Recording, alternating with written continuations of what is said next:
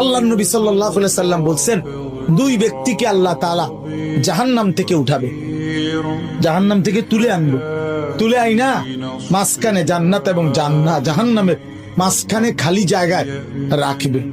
রাখবার পরে মানে বসাইবার পরে, একবারে হাদিস এটা, বসাইবার পরে আল্লাহ আবার বলবে ওই দুইজনকে, যাও জাহান্নামে আবার ঝাঁপ দাও, মানে আবার যাও জাহান্নামে যাও।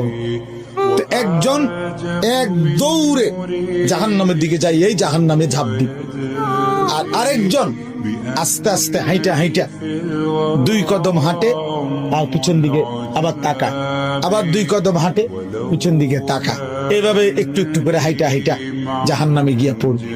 তো আল্লাহ তাআলা আবার দুইজনকে উঠাবে, এই দুইজনকে উঠাইয়া প্রথম জনরে বলবে, তুমি এরকম দৌড় দিয়া জাহান্নামে পড়ে গেলা কেন?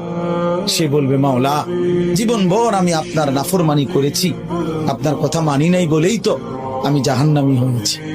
আজ যখন আপনি আমারে জাহান্নাম থেকে তুলে ওই মাঝামাঝি জায়গাতে রাখছেন, রাইকা আবার যখন কইছেন জাহান্নামে যাইতে, পড়তে, লাফ দিতে, তো এটাও তো আপনার একটা হুকুম।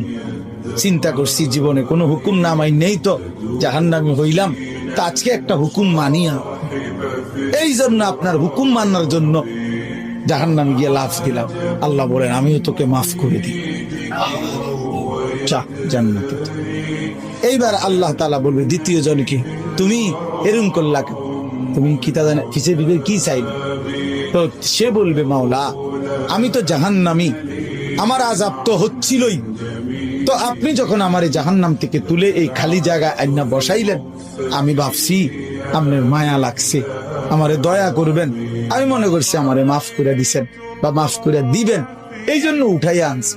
এখন আবার যখন আমারে জাহান্নামে পড়তে কইছেন, যে আমি একটু একটু আগাইয়া পিছন দিকে চাই, আপনি কোনো ডাক দেননি, আপনার মায়া জানি আবার লাগেনি কোনো, আপনি আমারে ডাক দেননি। তো আল্লাহ তাআলা বলবেন, বান্দা তোকেও মাফ